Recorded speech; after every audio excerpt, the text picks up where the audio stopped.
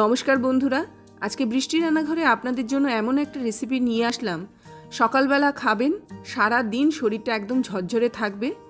খুব বেশি আমি এখানে মশলা বা খুব বেশি আমি এখানে তেল কিন্তু ইউজ করিনি। খুব সহজে যে কেউ তৈরি করতে পারবে এমনই একটা রেসিপি নিয়ে আজকে হাজির হলাম। কাছে দূরে যেখান থেকে আমার ভিডিওটি দেখছেন, আশা করি সবাই ভালো আছেন।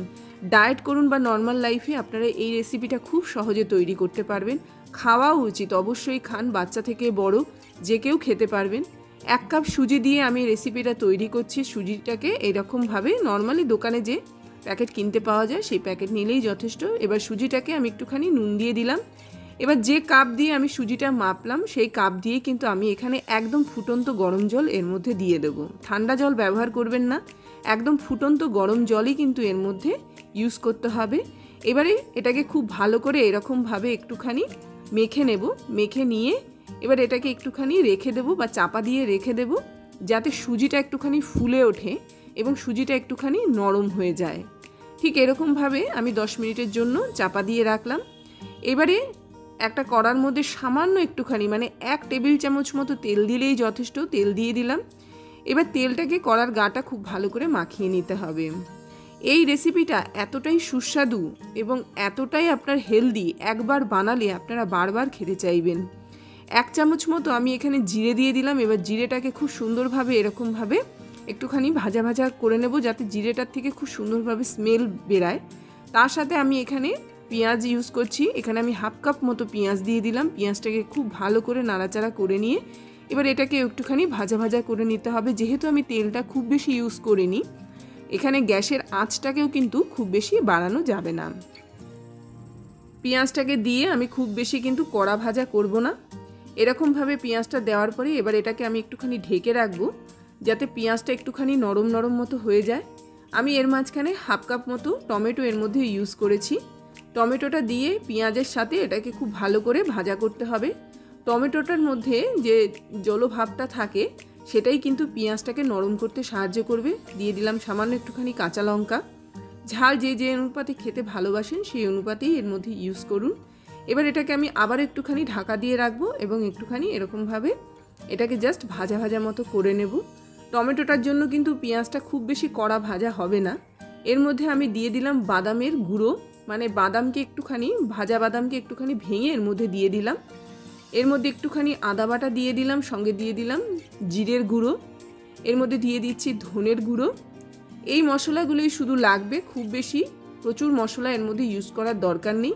সামান্য একটুখানি চাট মশলা আমি এর মধ্যে ব্যবহার করছি। সামান্য একটুখানি লঙ্কা গুঁড়ো, এটা কাশ্মীরি লঙ্কা গুঁড়ো, আপনারা নর্মাল লঙ্কা গুঁড়ো এর মধ্যে ইউজ করতে পারেন, অসুবিধার কিছু নেই। তো এরকমভাবে এটাকে খুব ভালো করে এরকমভাবে নাড়াচাড়া করে আমি এটার একটা পুর তৈরি করব। তো এই মশলাটাকে আগে প্রথমে পেঁয়াজের সাথে খুব ভালো করে এরকমভাবে মিক্স করে নিলাম। একটু একটু করে জল দিয়ে এটাকে খুব সুন্দরভাবে কিন্তু মশলাটাকে একদম কুক করে নিতে হবে। এর মধ্যে সামান্য একটুখানি আমি এখানে কিশমিশ ব্যবহার করছি। কিশমিশটা দেওয়ার পরেও এটাকে খুব ভালো করে নাড়াচাড়া করে এর মধ্যে গরম মশলার গুঁড়ো এর মধ্যে দিয়ে দিলাম। এবার এটাকেও খুব ভালো করে নাড়াচাড়া করে নিচ্ছি। এবার একটা আলুকে এরকমভাবে স্ম্যাশ করে এর মধ্যে দিয়ে দিচ্ছি। দেওয়ার পরে এবার আলুর সাথে পুরো মশলাটাকে এরকমভাবে নাড়াচাড়া করে সামান্য পরিমাণে নুন আমি এর মধ্যে দিয়ে দিলাম। এরই মাঝখানে বলে রাখি, যদি আমার চ্যানেলটিকে আপনাদের ভালো লেগে থাকে অবশ্যই চ্যানেলটিকে সাবস্ক্রাইব করবেন। আর এই ভিডিওগুলো যদি আপনাদের ভালো লেগে থাকে অবশ্যই লাইক করুন, শেয়ার করুন। নোটিফিকেশান পাওয়ার জন্য বেল আইকনকে প্রেস করুন। আমি সামান্য একটুখানি ধনেপাতা এর মধ্যে অ্যাড করছি। ধনেপাতার গন্ধটা এর মধ্যে খুব সুন্দর যায়। যদি না থাকে তাহলে কাসুরি মেথি ইউজ করতে পারেন, পুদিনা পাতা ইউজ করতে পারেন। তো সবটা দিয়ে আমি এটার একটা পুর তৈরি করলাম। অন্যদিক দিয়ে আমার সুজিটা কিন্তু একদম রেডি হয়ে গেছে। আমি 1 কাপ সুজিতে 1 কাপ ফুটন্ত গরম জল অ্যাড করেছি। এর থেকে বেশি জল কিন্তু আপনারা ইউজ করবেন না। তো এইরকমভাবে এটার একটা আমি ডো তৈরি করে নিলাম, হাত দিয়ে একটুখানি স্ম্যাশ করে নিলাম। এইবারে এইটাকে আমি এরকম একটা থালার মধ্যে নিয়ে নিচ্ছি। নিয়ে নেওয়ার পরে এর মধ্যে সামান্য একটুখানি শুকনো ময়দা বা আটা এরকমভাবে ছড়িয়ে দেবেন, যাতে এটা হাতে না লাগে।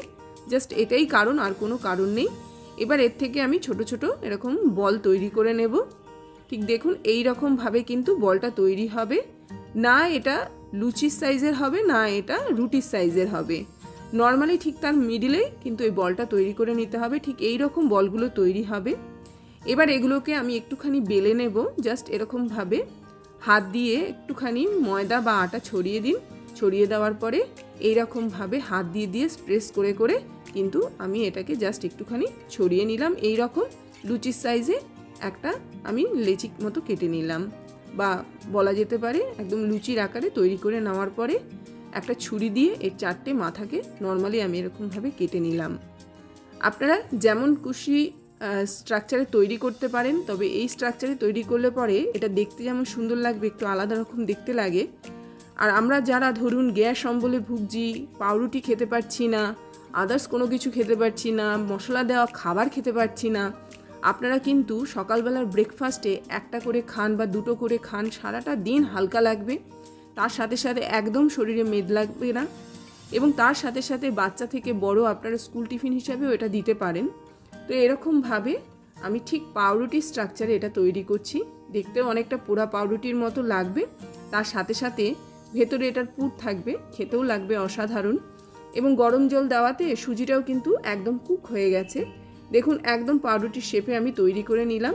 নেওয়ার পরে এইবারে একটা পিসের মধ্যে আমি এরকমভাবে পুরটা যে তৈরি করেছি, পুরটা আমি এর মধ্যে দিয়ে দেব। দেখুন এইরকমভাবে পুরটাকে একটুখানি স্প্রেড করে দিতে হবে। স্প্রেড করে দেওয়ার পরে আরেকটা অংশ দিয়ে এরকমভাবে চাপা দিয়ে দিতে হবে। তাতে করে কি হবে, এর ভেতরে খুব সুন্দরভাবে কিন্তু ঠিক পাউরুটির যেরকম স্যান্ডউইচ হয় সেরকমভাবেই কিন্তু এরকম তৈরি করা যাবে। তো অবশ্যই আপনারা বাড়িতে এটা ট্রাই করুন। বাচ্চা থেকে বড়, বয়স্ক মানুষ, যারা সুগারের মানুষ তারাও কিন্তু খেতে পারবে। তো এরকমভাবে আমি সবকটা তৈরি করে নিয়েছি। নেওয়ার পরে পুরো মুখটাকে এরকমভাবে আটকে দিয়েছি, তবে এটা বেরিয়ে যাওয়ার কোনো সম্ভাবনা নেই। এবারে একটুখানি পাউরুটি যেরকম আমরা স্যান্ডউইচ তৈরি করি একটুখানি স্ট্রাকচার দিয়ে দিই, এরকমভাবে স্ট্রাকচারটা দিয়ে দিলাম। দিয়ে দেওয়ার পরে এবার আমি এটাকে এরকমভাবে জাস্ট একটা এরকম খুন্তির দ্বারা একটুখানি স্ট্রাকচার করে দিলেই কিন্তু এটা পাউরুটি যেরকম স্যান্ডউইচের যেরকম স্ট্রাকচার হয় সেরকমই তৈরি হয়ে যাবে। শুকনো খোলায় ভাজবো, এরকমভাবে একটা ফ্রাইং প্যান বসিয়ে দিলাম। জাস্ট এর মধ্যে এটাকে কিন্তু এরকমভাবে দিয়ে দিলেই হবে। কোনো তেল, কোনো ঘি, কোনো বাটার এর মধ্যে লাগছে না। জাস্ট এরকমভাবে সুজির এই পাউরুটিগুলো বা এটাকে দিয়ে দিলেই যথেষ্ট। এরকমভাবে দিন এবং উল্টে দিন। একটা সাইড যখন এরকম লালচে কালার ধরবে জাস্ট এটাকে উল্টে দেবেন, অপর সাইডটাও এরকমভাবে একটুখানি লালচে কালার ধরবে। ব্যাস, এটার সঙ্গে কিচ্ছু খেতে হবে না। এটা নর্মালি খান, নর্মালি ভালো লাগবে। যদি নর্মালি না খেতে পারেন, নর্মালি টমেটো চাটনি দিয়েও আপনারা এটার সঙ্গে খেতে পারেন, বা টমেটো সস দিয়ে আপনারা খেতে পারেন। যেটাই খান এটা একদম হেলদি খাবার এবং সুস্বাদুও বটে।